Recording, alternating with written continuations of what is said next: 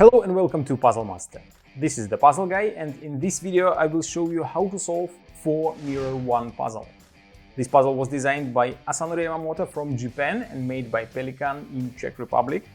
The 4 mirror 1 puzzle was made using 2 different types of wood, Wenge for the frame and Ash for the pieces. Difficulty level of the 4 mirror 1 puzzle is 8 out of 10 on the Puzzle Master's difficulty scale that runs from 5 to 10. And the goal of the puzzle is to take it apart and reassemble it again.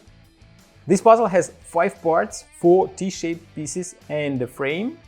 And as soon as you start solving the puzzle, you will find that you can easily rotate all 4 pieces inside. And it is not a bad design for a puzzle. The rotation is required to solve the puzzle. And believe me, even though you can rotate all 4 pieces straight from the very beginning, it is not so easy to find the correct sequence of moves in order to solve the puzzle, since you can quite easily find this combination where there is a T-shape cut out in the frame, but you can't rotate this piece in such a way that you can easily remove it. So you have to figure out another way how to solve the puzzle. If you like the 4 mirror 1 puzzle and you want to buy it, go to puzzlemaster.ca. And if you want to see the solution of this puzzle, keep watching the video. And now I will show you how to solve the puzzle. So first of all, put it with the frame so that the restriction in the frame right here will be facing down and to the right. The first move will be, I already did the first move. You have to pull these 2 parts to the left. Then you put this part to the right, and then there is enough space to rotate the bottom piece. The next step will be to rotate this part on top and move it to the left. Now we move this bottom piece to the right. Oh, sorry. Now keep this piece in top right corner, rotate the bottom piece.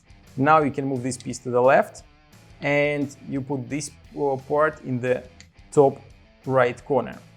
Next, we have to deal with these 3 parts. You move this part to the right, but leave this gap between 2 parts. Then you grab the bottom piece and rotate it. Then this piece goes down. And from this position, we can remove the first piece, this one. We will have a T-shaped cutout, and the piece can be easily removed. Now, if you put this piece up here and move both these pieces to the right, you will be able to remove the left piece, and then it will be quite easy to rotate other parts and remove them from the frame. And as you can see, all 4 parts are exactly the same, and now we have to put everything back inside. I hope I still can remember the moves, since this puzzle is quite tricky. It requires a lot of rotations to solve it. Okay, so this piece goes inside here, this one probably here. I hope I didn't miss anything and I will be able to put everything back inside. So now, yeah, I already did something wrong. This piece goes here, this will go inside and not this way. Okay.